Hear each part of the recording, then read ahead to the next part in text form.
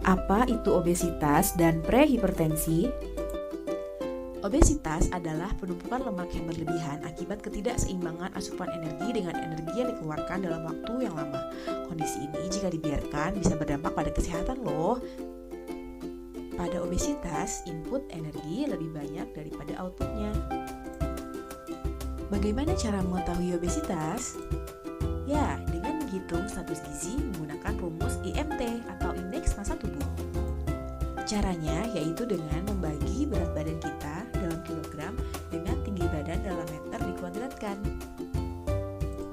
Kemudian, menurut WHO 2004 untuk populasi Asia, jika hasil IMT tadi lebih dari 25, maka tergolong obesitas 1, dan jika lebih dari sama dengan 30, maka tergolong obesitas tingkat 2.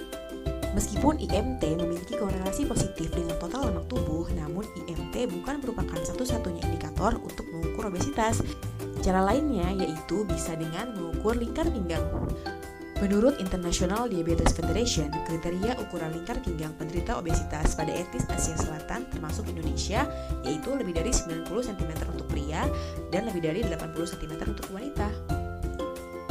Menurut JNC 7 2003, prehipertensi adalah sebuah stase sebelum terjadinya hipertensi, yaitu ketika tekanan darah sistol berada di antara 120 sampai 139 mmHg atau tekanan darah diastolnya 80 sampai 89 mmHg. Kondisi prehipertensi dapat menjadi tanda awal dan peringatan agar jangan sampai seseorang didiagnosis menderita hipertensi.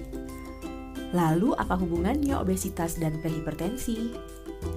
Pengaturan makan pada obesitas biasanya terfokus pada 3 kelompok makanan saja, yaitu karbohidrat, protein, lemak, dan pembatasan kalori. Sedangkan asupan dari zat gizi non-kalori seperti garam masih jarang didiskusikan. Garam atau NaCl adalah zat gizi mikro, yaitu mineral yang esensial dan sering ditambahkan pada makanan atau minuman. Menurut data Riskesdas 2018, 43% penduduk Indonesia terbiasa makan makanan asin sebanyak 1-6 kali per minggu. Padahal konsumsi makanan asin atau mengandung garam yang tinggi sering dikaitkan dengan peningkatan resiko hipertensi dan penyakit kardiovaskular.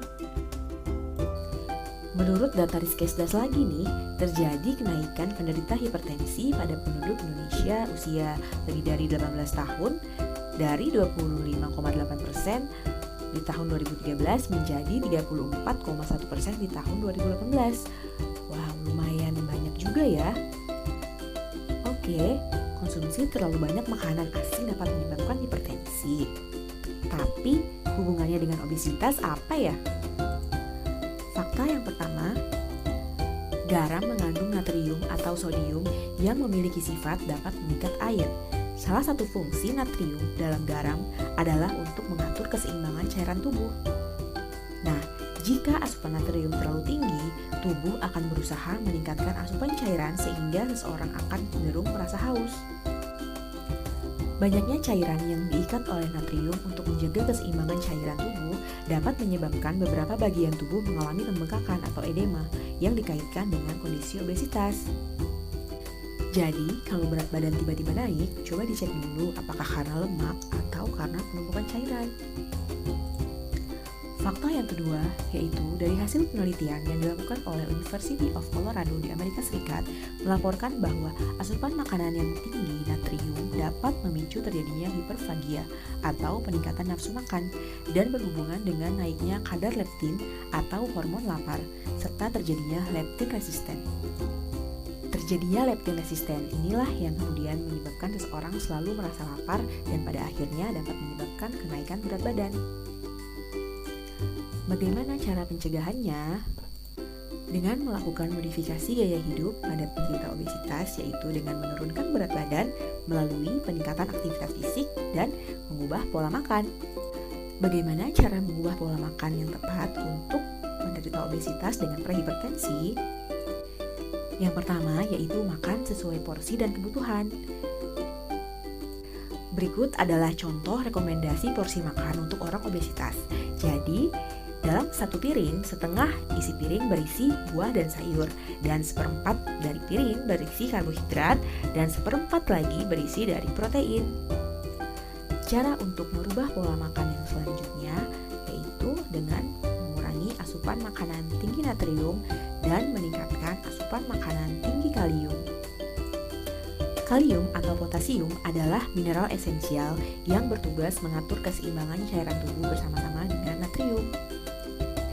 Mengonsumsi makanan tinggi kalium dapat membantu menurunkan tekanan darah sehingga baik untuk penderita hipertensi maupun prehipertensi.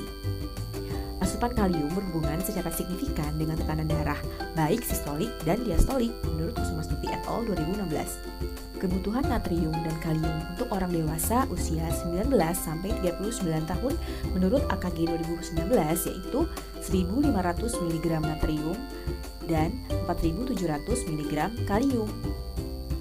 Tahukah kamu, hanya sejumlah kecil natrium yang terdapat secara alami dalam makanan. Kebanyakan natrium ditambahkan selama pemrosesan atau banyak terdapat dalam makanan kemasan. Berikut adalah contoh bahan makanan tinggi kalium.